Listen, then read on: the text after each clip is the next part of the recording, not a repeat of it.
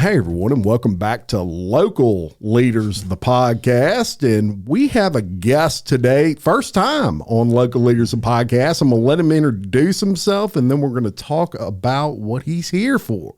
All right, I'm Jody Purvis, the Livingston Parish Public Schools Superintendent, and I'm looking forward to having some great discussion this morning. Absolutely. We're going to be talking about, I don't know if I call it everybody's favorite subject, millages. We've got a renewal on the ballot coming up on the May 3rd ballot, and we're here to discuss that. There's been a lot of talk about it, and we want to get some facts straight and put some things out there as to what you can expect with this millage. So I guess first, let's get into the history of this millage. Okay. Yes, sir. This is our 7 mil maintenance tax, our millage. Yep. This is a millage that's been on the books since about the 1950s. So it's been renewed every 10 years. So over 70 years being renewed. And this is strictly our day-to-day maintenance millage. So this is the millage that is used for those day-to-day repairs that's needed in order for us to have an environment that's conducive for kids, for their education, as well as a safe environment for our students. And I would imagine there's quite a bit of day-to-day maintenance that goes on at schools. And for the listeners out there, think about it. Think about when you were in high school, middle school. Mm-hmm. If you can remember elementary school, that's way far back for me, but I can somewhat remember it. Things break, especially when kids are involved. They're just not as careful as us adults. And so I'd imagine that takes a lot. It does. So I usually try to think of it in comparison to my home. So at my home, I have my family, I'll have friends over, and I'm maintaining my home for that. And it's not having incredible amount of foot traffic and visitors in, but each day we're opening our sites to over 28,000 individuals. Yeah. That is a lot of traffic. That is a lot of restroom use. That is a lot of square footage to keep cooled and to have in working condition, because we have over 560 buildings that's in our district, and we're maintaining 4.3 million square foot of buildings. Wow. That's massive. Yeah. So when you think of it like that, I think that comparison is what helps you think of, okay, well, this is not just a small amount of maintenance. This is a large amount. Yeah, it really is. And, when you sit and think about it, there are several schools in the district that are over 20 years old, some of them over 40 years old. And they're not new buildings. And, of course, as these buildings age, things break easier. You've got to swap things out because newer technology has come out maybe that you need. Those sorts of things. It is. And it really varies from campus to campus based on the age of those facilities. Yeah. We have facilities that are dating back to 1911 as our oldest facility, all the way into a few of our current facilities that was rebuilt after the flood. So we have a variety of ages, which makes it tough when you're talking about how do you maintain those and how much maintenance is required at each of those sites. And so it does vary. And I think you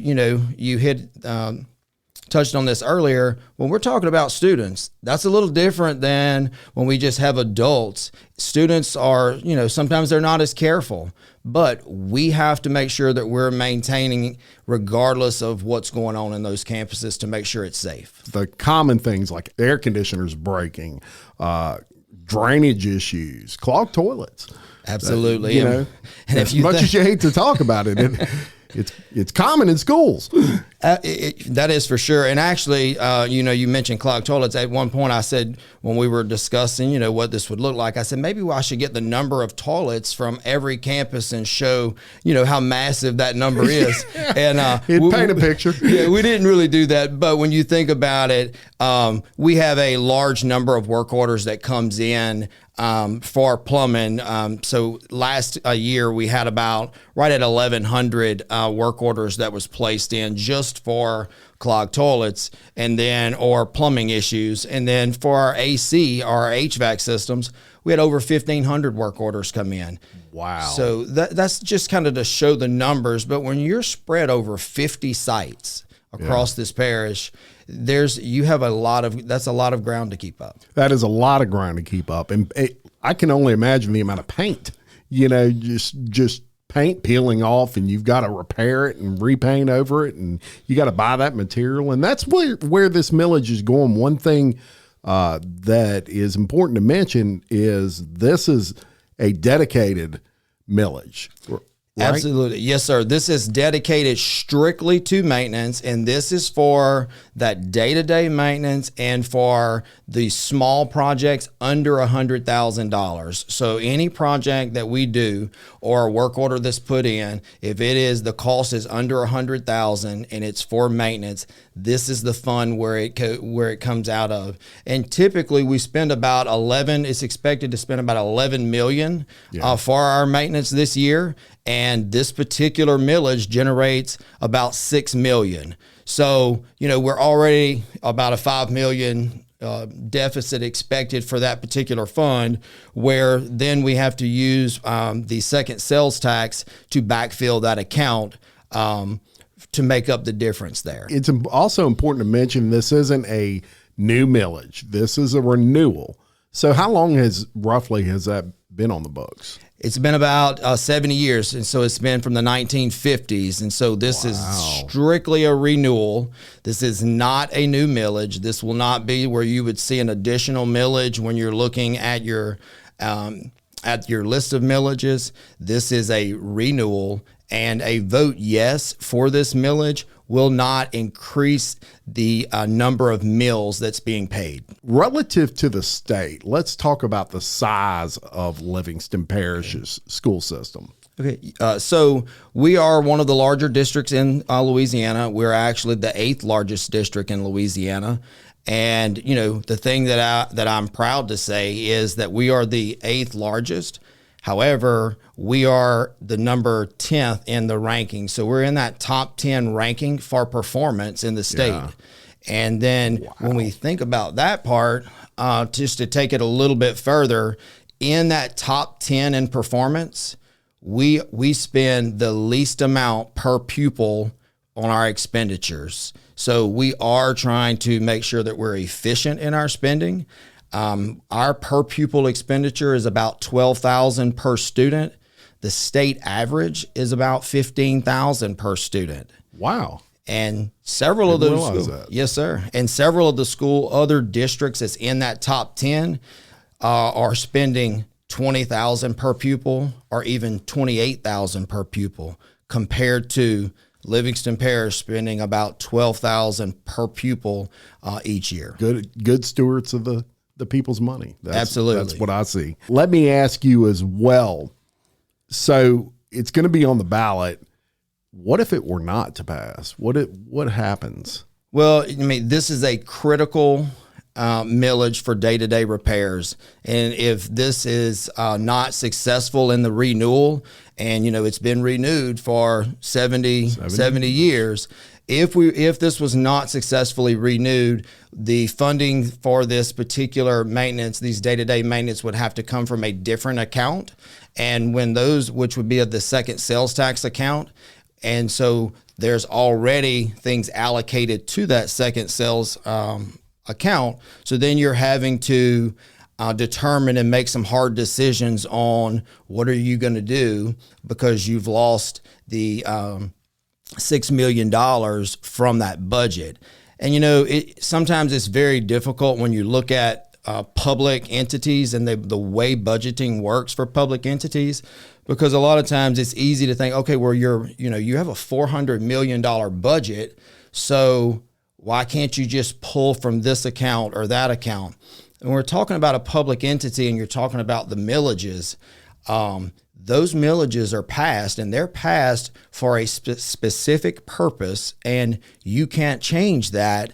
The vote of the people, when they voted and passed that, they voted for it to be for a specific purpose, and you have to guarantee that it's spent for that specific purpose. That's right. It's earmarked. And exactly. Personally, I think that a community thrives when they have two things: a great police department, a great sheriff's department, low crime, and phenomenal schools. That's where they thrive. Those are the two keys to a growing community into a successful community. So just consider that. And I think that's a good point for sure. And, you know, as a parent and had a child that recently graduated from our system, he received a quality education in a public school system where others that may be attending private school or living in a parish where the public school is not quite as strong as Livingston is, but that may be tough. But for us, we are fortunate. We have a high performing district. We have a supportive community because yes, the school system is high performing, but if we didn't have that community support, we would struggle. It would be much more difficult because we can't do it alone.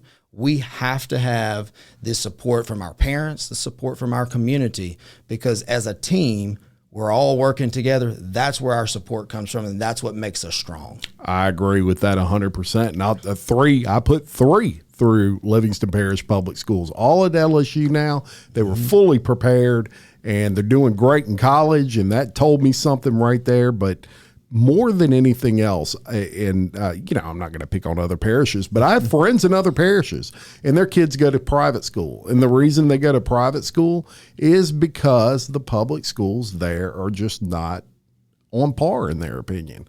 And we didn't have to do that here. I saved a lot of money, Jody Purvis. Yeah.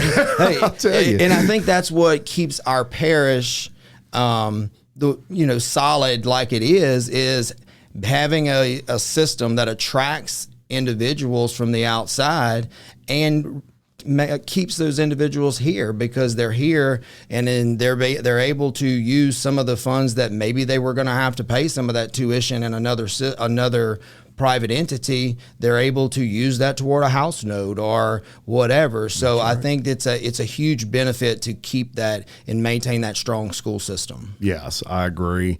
And if you need more information, I've got some flyers that I'm going to post on the Local Leaders of Podcast Facebook page that really break down in detail what we talked about today. And look, important dates that we want to give you. Give them the early voting dates and the election date for this. Absolutely. The early voting is the 19th through the 26th of April. And I'm going to urge you to take advantage of that because we never know what's going to happen on voting on the actual election day, which is May 3rd.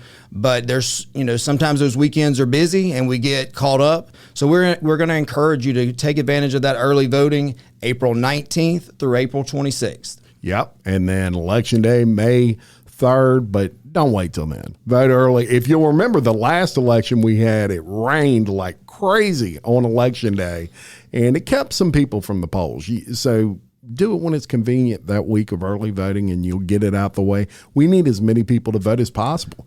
Let your voice be heard. Yes, sir. And look, the other thing is we encourage you. We encourage our listeners and the supporters in our parish to, if you have questions, reach out to us.